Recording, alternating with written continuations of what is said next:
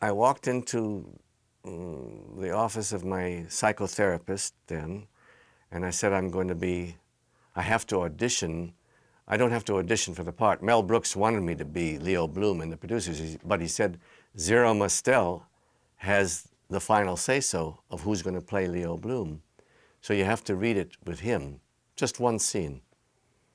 And I told her that if I don't get this part, I think I'll always just be a good, reliable, supporting actor on Broadway. I didn't think about films then, but about Broadway. And she said, don't you think you're exaggerating? And I said, Margie, that was her name, you know more about psychotherapy than I'll ever know, but I know more about show business than you'll ever know. And I read with Zero Mostel. Oh, I was scared to death. I went to the producer's office, and Mel opened the door, and I saw Zero Mostel in the background, and Mel said, come on in. Z, he called Zero Mostel Z. Z, this is Gene. Gene, this is Z. I put out my hand to shake hands with him, and he pulled me up to him, and he kissed me on the lips. And I thought at first he's trying to be funny, and then I thought, no, he knows about actors and my nervousness. He wants the nervousness to go away. And it did. It flew away after that kiss. And then I gave a very good reading with him. And he said yes, and that was it.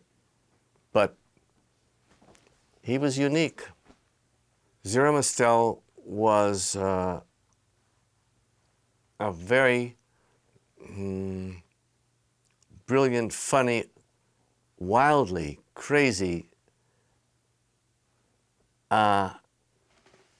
comic in nightclubs, and then on stage, and then he got blacklisted for being, what would you call it, for being a little pink, you know, a little too close to communism.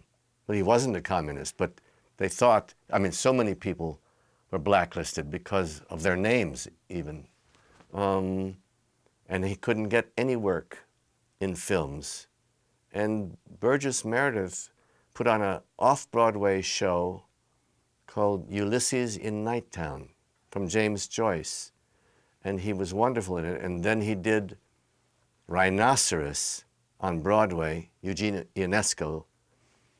And then he did A Funny Thing Happened on the Way to the Forum, and then he did Fiddler on the Roof, and then they asked him to do movies again. But for a while there, whenever we had lunch together during the filming of The Producers, everyone left the studio, and he and I would have a sandwich together, and he would tell me about his blacklisting days. And he wasn't afraid of authority figures anymore. He would rather just, if they're talking something serious, he'd let out a big fart and say, oh, excuse me, I didn't mean to interrupt you. You know, that was his kind of humor. Because he was tired of being afraid of authorities after the blacklisting, I mean.